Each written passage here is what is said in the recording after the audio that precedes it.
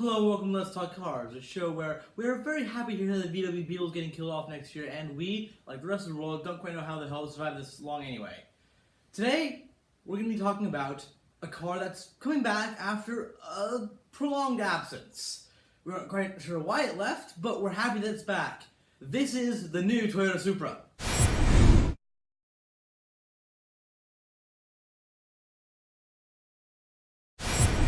Okay, so let's get into this very quickly here. So, for those of you who do not really know what the Toyota Supra was, and now I guess is again, it was very popular in the 90s, and it was a car that it was a sports car, sport-y car, I guess, right? Not really, it wasn't really a generic conventional sports car, but it was a sporty car to be sure. It was a car that you could modify the hell out of, and if it sounds familiar in movie terms, it's because it became synonymous with the Fast and Furious franchise. And yeah, it was a very popular car, and Toyota killed it off for no apparent real reason apart from the fact that, oh, it's 21st century, we have to be sensible now. But the hell was sensible because the one they just come out with, so it's a very interesting story about when I found this. I found this towards the end of 2017, I was hanging out with, well, actually Theo, before a few classes at school, we're looking at some cars, I'm like, that's never gonna happen. And I'm like, that might happen, but I guarantee the styling will be different. Well, no, the styling is completely the same. I'll explain later on what parts it's made out of, but I'm going to say right now. It looks like a very much longer version of the ever beautiful Alfa Romeo 4C, a great car in its own right. And this car, what we've seen of it looks awesome. Sadly, it's developed on the Nürburgring, meaning the ride is going to probably be not great. But to be fair, Supras are never really known for being comfortable. They were sporty cars. Anyway, I've got a little, as normal, fact sheet right here. Sheet full of facts and stats about the car. But before that, I'm going to show you some pictures. Here you go.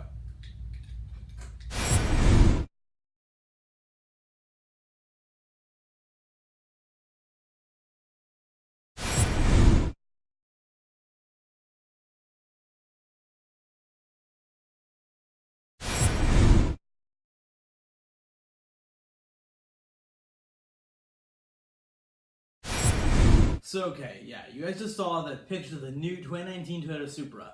And if you guys know what an Alfa Romeo 4C looks like, you'll see them right. It looks like an elongated 4C. As I said, that's not a bad thing. Anyway, let's get started with the fact sheet over here.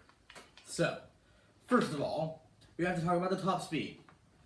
For a sports car, it's very, very fast. 190 miles an hour, about. That's what Toyota has been telling us. That's what certain magazines such as Autocar and Top Gear magazine been saying. So it's supposed to be around 190 miles an hour. That's very, very, very, very fast for a sports car. That's bordering on supercar territory, which averages about, I'd say the threshold for supercars is about 205. So in terms of MPH, that's pretty damn close to a supercar. As I said, I have a thing on here saying what class it falls into, sports car, supercar, something like that. This one I'm going to say is a sports, like a super sports car, I guess, kind of. It's not quite a supercar, but it's definitely faster and more streamlined than your normal sports car. It's actually built off the BMW Z4, the new one that I talked about last week. It's actually built off that frame. Because BMW and their M division have actually helped with Toyota build this car. So, 0 to 60 time, about 5 seconds. So it's slower than BMW by 0.6 seconds. As it's a super sports car type thing.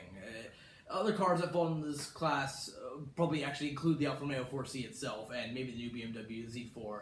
We'll see about that. The price, base model, $40,000. Now there are two engines you get for this car. The first engine is a 6-cylinder engine that produces about 242 brake horsepower. It's not a lot. It's actually way less than the BMW Z4. However, it is faster. I would prefer to have the BMW Z4 inline 6 engine here, or a straight 6, but 6-cylinder, I'll deal with it. And there's also going to be a 4-cylinder gasoline electric hybrid car version of this coming out. Produces slightly less horsepower and goes about 20 miles an hour slower. But if you want to, save the environment with your sports car, okay, buy the hybrid one when that comes out. Another thing that will be coming out is manual drive. Let me explain.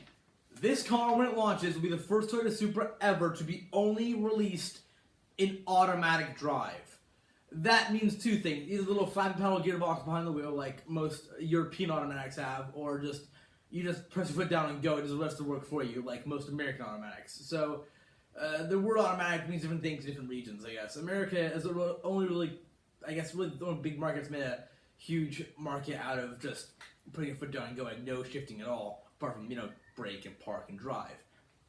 That being said, I don't drive, but if I ever did, I would assume that it feels kind of awkward to drive a sports car that can do 190 miles an hour and have no control over shifting the gears in any capacity, whether it be a 5-pedal gearbox or a manual gear shift. That was a horrible reenactment of what a gear shift is. Sorry about that. Yeah, but that's kind of awkward. Toyota has said that it's because they already have a car like that, a more sporty car, which is their GT86, or in America, even though it's not being produced because this company closed down, a Scion FRS. Also, I guess it's the same parts in the same factory, built by the same people, the Subaru BRZ, or if you're British, BRZ. Whatever. That brings me to another point. Toyota will now have two sports cars. The GT86, which looks, in my opinion, about as good as this car does, maybe even a little bit nicer because it's more streamlined and we know a little bit better, and we know a little bit more about it. And of course, the new one being based with the new TVR Griffith body, which is awesome. But yeah, so now there's gonna be, I guess they're gonna have a little in-brand rivalry between the GT86 and the new Supra. It'll be interesting to see what happens there. These are both great cars. The GT86 does 0 to 60 in about 6 seconds. It's a slower car, so it's a much nicer looking body than most other sports cars in that class. That's not super sports, that's just regular sports car. Yeah. As I said, the car's engine has been made by the M tuning company from BMW, who make things like the M3, the M2, the 1M, I guess the M1 at some point in time. That was all a supercar. An M4 GTS, which is a terrible car. It's the worst BMW made in the last 10 years at least. The M5, all those good M cars that are being made by the M series, those powerful engines and great technicians have been too hard at work on building an engine for Toyota. It's this Germany and German cars are all about power. Look at Mercedes and BMW. Working on a tiny little 6-cylinder engine.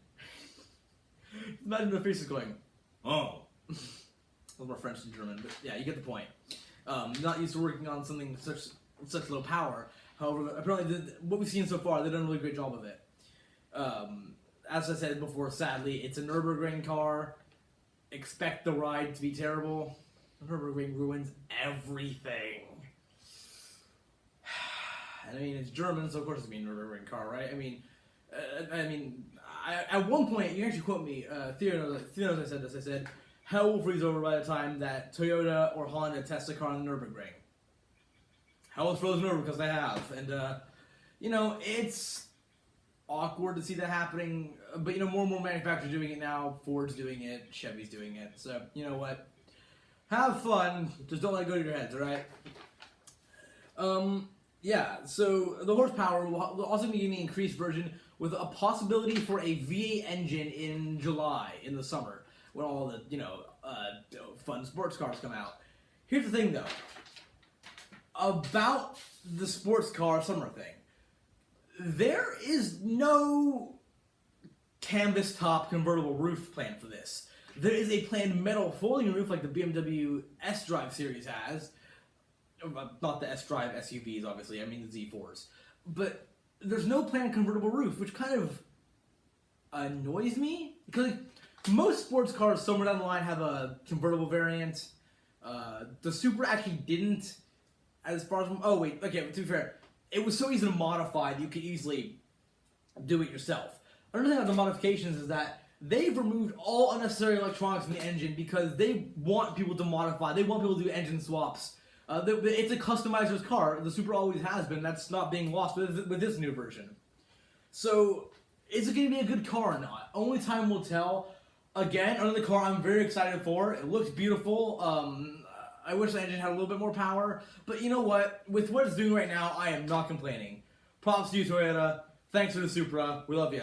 Good night. Okay, just a quick thing here. These videos are actually not being shot in order right now because as of time I'm recording this voiceover right now, the 2 spooky Halloween specials just came out a few hours ago. Well, actually, like 5 or 6 hours ago. So, yeah, these videos are not coming out in the way they're being shot. So, in chronological order, it would go BMW Z4, this one, 2 spooky episode. But in release order, it goes BMW, 2 spooky, this one. Just to let you guys know that one. Anyway, enjoy the video and go check out my main channel. Thanks.